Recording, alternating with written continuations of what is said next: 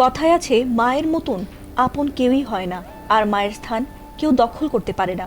সেই কথাই আবার যেন বাস্তবে রূপ নিয়ে এক হৃদয় বিতরক ঘটনার জন্ম দিয়েছে। শিশু সামিয়ার মা মারা যাওয়ার পর বাবা ঠিকই বিয়ে করে আনেন অন্য এক নারীকে। আশা ছিল হয়তো সেই নারী প্রচলিত সৎ মায়ের মতো না হয়ে আদরে ভুলিয়ে দেবে ছোট্ট শিশুটির মা হারানো বেদনাকে, কিন্তু সেই সৎ মা উল্টো এমন নির্যাতন করেছে যা সইতে পারেনি শিশু সামিয়া। এরপর সে যা করেছে সেই ভিডিও এবার ভাইরাল হয়েছে নেট দুনিয়ায়। ঘটনাটি ঘটেছে কুমিল্লার লালমাই উপজেলায়।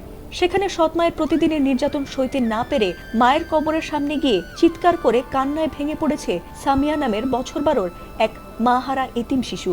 আর সেই হৃদয় বিতারক ভিডিও দ্রুতই ছড়িয়ে পড়ে সামাজিক মাধ্যমগুলোতে। কুমিল্লা নিউজ নামের একটি ফেসবুক পেজে প্রকাশিত ভিডিওতে দেখা গেছে মেয়েটি মায়ের কবরের পাশে বসে কাঁদছে এবং অসহায়ভাবে বলছে, আপনি কোথায়, আমাকে কেন রেখে গেলেন, আমাকেও আপনার কাছে নিয়ে যান। ভিডিওটি ভাইরাল হওয়ার পর অসংখ্য নেটিজেন ভিডিওটি শেয়ার করেছেন এবং মেয়েটিকে খুঁজে বের করে সাহায্যের হাত বাড়িয়ে দিতে চেয়েছেন। এমনকি অনেকেই প্রশাসনের দৃষ্টিও আকর্ষণ করেছেন।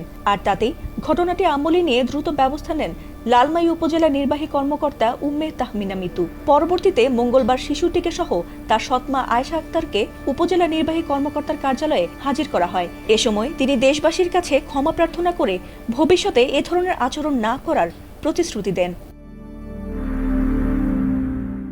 এ নিয়ে ইউএনও উম্মে তাহমিনা বলেন, শিশুটির সৎমা আয়েশা আক্তারকে 1 মাসের জন্য সতর্কতামূলক সময় দেওয়া হয়েছে। এ সময়ের মধ্যে যদি পুনরায় এমন কোনো অভিযোগ পাওয়া যায় তাহলে তার বিরুদ্ধে আইনানুগ ব্যবস্থা গ্রহণ করা হবে। প্রশাসনের এমন দ্রুত পদক্ষেপে সন্তুষ্ট হয়েছেন স্থানীয়রা। একই সঙ্গে শিশুটির নিরাপত্তা ও সুরক্ষা নিশ্চিত করতে সংশ্লিষ্ট কর্তৃপক্ষের ধারাবাহিক নজরদারির দাবিও জানিয়েছেন এলাকাবাসী।